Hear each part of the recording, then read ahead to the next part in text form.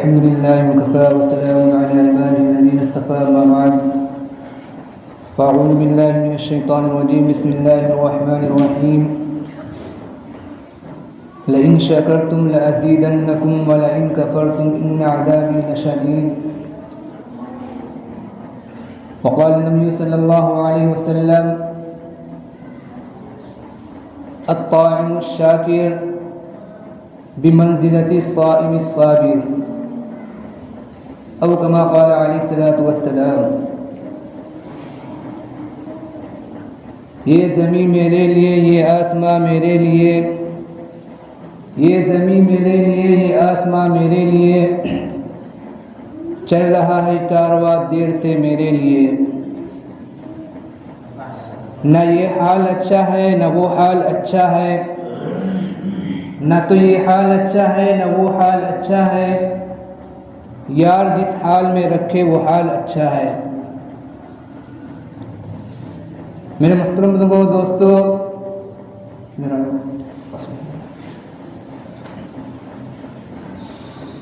میرے محترم بزرگوں دوستو، میں نے آپ حضرات کے سامنے قرآن مجید کی ایک آیت تلاوت کی اور ایک حدیث پاک پڑھی ہے. اسی کی روشنی میں شکر سے متعلق چند باتیں عرض کرنے کی کوشش کروں گا. دعا کریں کہ اللہ رب العزت صحیح بات کہنے کی اور ہم سب کو کہنے سننے سے زیادہ عمل کرنے کی توفیق عطا فرمائے. انسان صبح سے لے کر شام تک اللہ تعالیٰ کی نعمتوں کے اندر پل رہا ہے، بڑھ رہا ہے. ہر فرد بشر پر، ہر انسان پر، ہر آن، ہر لمحہ، ہر وقت اللہ تعالیٰ کی نعمتوں کی، اللہ تعالیٰ کی رحمتوں کی بارش ہو رہی ہے. لیکن انسان کو اس کا احساس نہیں ہے کہ اللہ رب العزت نے ہمیں جو نعمتیں دے رکھی ہیں، اللہ رب العزت نے ہمیں جو چیزیں دے رکھی ہیں، جو ساز و سامان اللہ رب العزت نے ہمیں دے رکھا ہے، یہ بھی کوئی نعمت ہے جس کی وجہ سے انسان نعمتوں کے سلسلے میں غفلت میں پڑا رہتا ہے.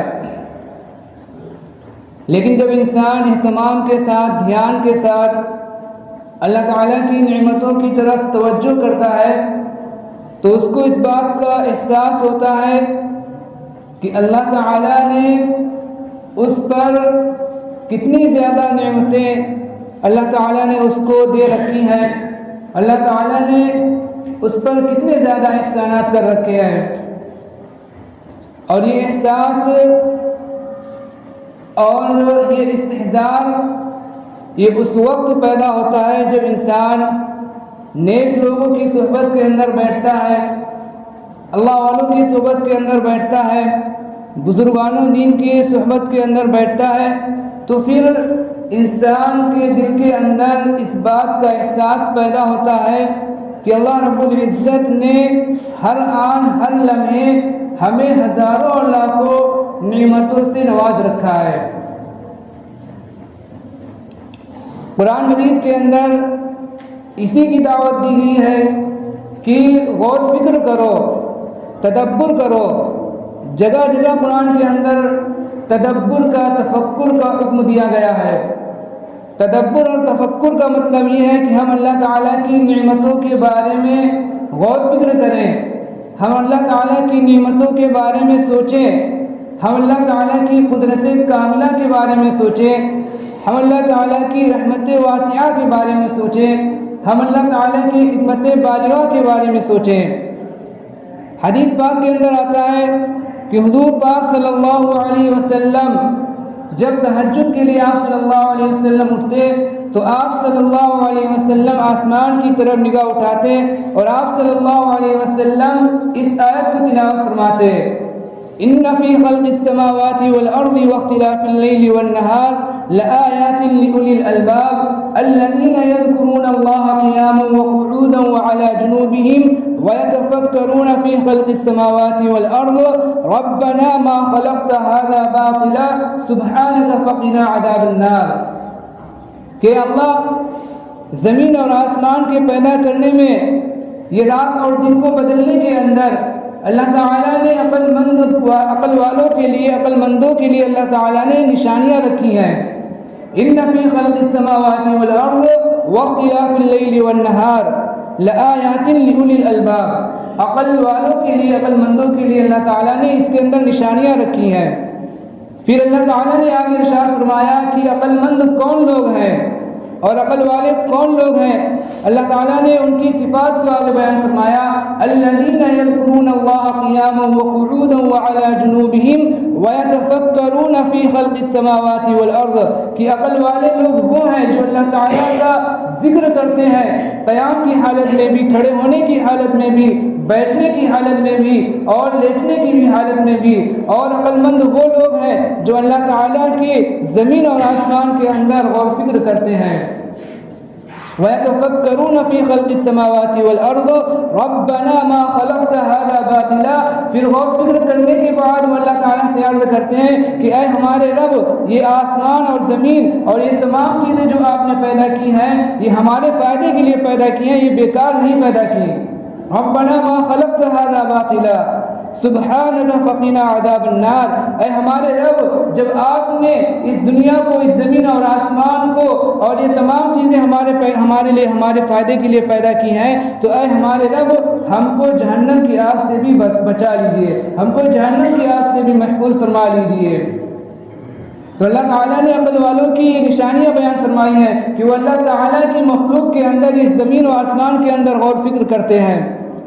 اور حضرت مفتی شفیع صاحب رحمۃ اللہ علیہ کی ایک نظم ہے، ان کے اندر ایک اشعار ہے کہ وہ اشعار یہ ہے کہ یہ زمین میرے لیے اور یہ آسمان میرے لیے، چل رہا ہے دیر سے یہ کارواں میرے لیے۔ یعنی یہ زمین اور آسمان اور یہ دنیا اور یہ کارواں جو ہے اللہ رب العزت نے جو بنایا ہے، یہ ہمارے لیے بنایا ہے، ہمارے فائدے کے لیے بنایا ہے۔ اگر ہم حقیقت کے اندر غور فکر کریں، حقیقت میں غور فکر کریں، تو ہمیں اور آپ کو پتہ چلے گا کہ اللہ تعالیٰ نے یہ سورج جو اتنی بڑی مخلوق بنا رکھی ہے، یہ بھی انسانوں کی خدمت کے اندر لگی ہوئی ہے۔ چاند بھی انسان کی خدمت کر رہا ہے، اور یہ ستارے بھی انسان کی خدمت کر رہے ہیں، یہ ہوا بھی انسان کی خدمت کر رہی ہے، یہ شجر و حجر بھی انسان کی خدمت میں لگے ہوئے ہیں، اور یہ کائنات کی جتنی بھی تمام چیزیں ہیں، یہ سب کی سب اللہ رب العزت نے، سب کی سب جتنی بھی چیزیں ہیں، اللہ رب العزت نے تمام چیزوں کو انسانوں کی خدمت کے لیے لگا رکھا ہے۔ اگر ہم آپ سورج کے بارے میں غور فکر کریں کہ اللہ رب العزت کی کتنی بڑی مخلوق ہے، کتنی بڑی مخلوق ہے کہ دنیا سے کئی لاکھ گنا زیادہ بڑی مخلوق ہے، لیکن اللہ تعالیٰ نے اس سورج کو بھی انسان کی خدمت کے اندر لگا رکھا ہے کہ سورج صبح نکلتا ہے، اپنی روشنی پھیلاتا ہے، اپنی کرنیں پھیلاتا ہے، اپنی گرمی پھیلاتا ہے، جس سے ہم اور آپ، جس سے تمام انسان جو کیا ہوتے ہیں فائدہ حاصل کرتے ہیں، اس کی روشنی سے فائدہ حاصل کرتے ہیں، اس کی کرنوں سے فائدہ حاصل کرتے ہیں، اور اس کی گرمی سے فائدہ حاصل کرتے ہیں۔ پھر اللہ رب العزت نے اس سورج کا ایسا نظام بنایا کہ اللہ رب العزت نے اس سورج کو اتنے فاصلے پر رکھا ہے کہ اس کے جو فائدے مند جو اجزاء ہیں وہ انسان تک پہنچتے ہیں، اور جو اس کے جو سورج کے جو نقصان والے اجزاء ہیں ان سے انسان کیا رہتا ہے، محفوظ رہتا ہے، بچا رہتا ہے۔ اگر ہم اس دنیا کی ہر چیز کی حقیقت اور ماہیت کے بارے میں غور فکر کریں تو صرف ایک چیز کے اندر ہمیں اللہ تعالیٰ کی ہزاروں اور لاکھوں نعمتیں نظر آئیں گی۔ اگر ہم اپنے جسم کے بارے میں غور فکر کریں، جی اللہ تعالیٰ نے جو ہمیں جسم دیا ہے، اگر ہم اس کے بارے میں غور فکر کریں، سر سے لے کر پاؤں تک اور بال سے لے کر ناخن تک اللہ تعالیٰ نے جو جسم کا ایک ایک حصہ بنایا ہے، یہ اتنا زیادہ کارآمد ہے، لیکن یہ جسم کا ایک ایک حصہ اللہ رب العزت کی قدرت کاملہ کو، اللہ رب العزت کی جو حکمت بالیہ کو، اللہ رب العزت کی رحمت واسعہ کا یہ کیا ہے، یہ ایک جیتا جاگتا کرشمہ ہے اللہ تعالیٰ نے جو ہمیں جسم دیا ہے۔ پھر یہ اللہ تعالیٰ نے جو جسم دیا ہے انسانوں کو، جو ہم اور آپ کو یہ جسم دیا ہے، یہ ایک ایسا کارخانہ ہے، ایک ایسا کارخانہ ہے، اس کے اندر اگر ہم غور فکر کریں تو ایک ایسا کارخانہ ہے کہ دنیا کے بڑے سے بڑا انسان، دنیا کا بڑا سے بڑا عقل مند انسان، اور دنیا کا جو سب سے بڑا عقل مند بھی انسان ہو جو اس دنیا کا، جس نے دنیا کے اندر انسانوں نے بہت زیادہ ترقی کی، نہ جانے کیا کیا چیزیں ایجاد کی، لیکن وہ اللہ رب العزت کے اس بنائے ہوئے جسم کو انسان نہ تو بنا پایا اور نہ ہی بنا سکتا ہے۔ پھر اللہ رب العزت نے اور بھی زیادہ، اگر ہم اللہ رب العزت کی نعمتوں کے بارے میں غور فکر کریں تو پھر اور اللہ تعالیٰ نے جو اس جسم کے اندر اللہ تعالیٰ نے جو اجزاء رکھے ہیں، اللہ تعالیٰ نے آنکھ بنائی ہے، اگر ہم آنکھ کے بارے میں غور فکر کریں کہ یہ آنکھ اتنی بڑی نعمت ہے، اتنی بڑی نعمت ہے کہ دنیا کا کوئی انسان جو اس آنکھ کا بدل نہ تو پیش کر سکا ہے اور نہ ہی پیش کر سکتا ہے۔ اسی طرح اللہ رب العزت نے کان بنائے، ان کے اندر سننے کی صلاحیت رکھی۔ اسی طرح اللہ رب العزت نے جو ناک بنائی، اس کے اندر اللہ رب العزت نے سونگھنے کی صلاحیت رکھی۔ اسی طرح اللہ رب العزت نے زبان بنائی، اللہ رب العزت نے اس زبان کے اندر بولنے کی صلاحیت رکھی کہ انسان کے دل و دماغ کے اندر جو خیالات آتے ہیں، جو باتیں آتی ہیں انسان کے دل و دماغ کے اندر، وہ اس زبان کے ذریعے سے اپنی باتوں کو دوسروں تک پہنچاتا ہے۔ اگر اللہ نہ کرے، اگر اللہ نہ کرے، خدا نہ خواستہ، اگر اللہ رب العزت نے کسی انسان کی، ہمارے اور آپ کی اگر ذرا سی اس اجزاء کے اندر کمی کر دی، یا ہمارے اس اجزاء کو اللہ رب العزت نے چھین لیا، تو ہم لاکھوں کروڑوں روپے خرچ کر دیں، لیکن پھر بھی کیا ہے، ہم اس کا بدل نہیں لا سکتے، اس کا بدل ہم پھر بھی نہیں لا سکتے۔ اور پھر آگے چل کر اگر ہم اور غور فکر کریں اس دنیا کے اندر، اگر ہم اپنے آس پاس کے ماحول کے اندر غور فکر کریں تو ہمیں پتہ چلے گا کہ اللہ رب العزت نے ہمیں نہ جانے کون کون سی نعمتیں دے رکھی ہیں۔ اللہ رب العزت نے ہمیں گھر کی ایسی نعمت دی، مکان دیا، اللہ رب العزت نے سر ڈھانکنے کے لیے چھت عطا کی۔ نہ جانے اللہ رب العزت کے کتنے ایسے بندے ہیں جن کو مکان نہیں ہے، جن کے پاس مکان نہیں ہے، جن کے پاس چھت نہیں ہے، جن کے پاس رہنے کے لیے ان کا مکان نہیں ہے۔ پھر اور اگر ہم غور فکر کریں تو ہمیں پتہ چلے گا کہ اللہ رب العزت نے ہمیں عمدہ لباس عطا کیا کہ ہم جو سردی کے موسم میں الگ لباس پہن رہے ہیں، ہم گرمی کے موسم میں الگ لباس پہن رہے ہیں۔ نہ جانے کتنے اللہ تعالیٰ کے ایسے بندے ہیں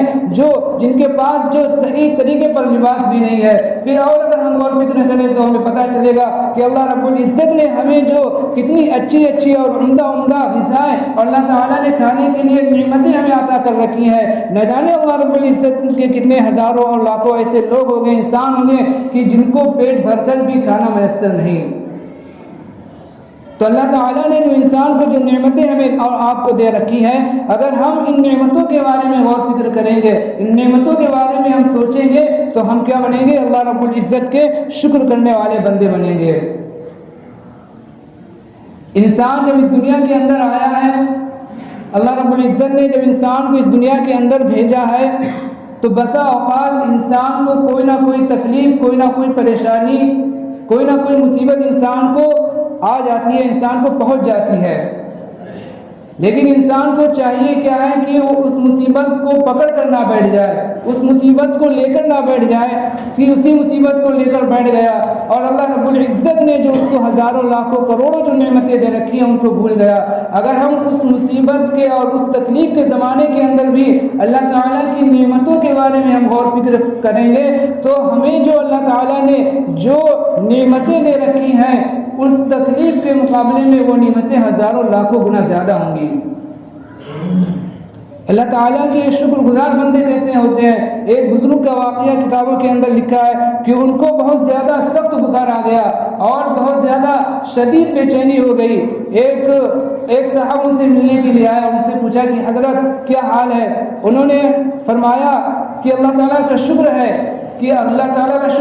آپ جو صحیح طور پر کام کر رہی ہے، اللہ تعالیٰ کا شکر ہے زبان صحیح طور پر کام کر رہی ہے، اللہ تعالیٰ کا شکر ہے کہ کان صحیح طور پر کام کر رہے ہیں، اللہ تعالیٰ کا شکر ہے کہ دماغ صحیح طور پر کام کر رہا ہے، اللہ تعالیٰ کا شکر ہے کہ دل، جگر اور معدہ جو ہے اللہ تعالیٰ نے جو نعمتیں دی رکھی ہیں وہ صحیح طور پر کام کر رہی ہیں، بس صرف تھوڑا سا بخار آ گیا ہے، دعا کرو کہ وہ بھی ٹھیک ہو جائے۔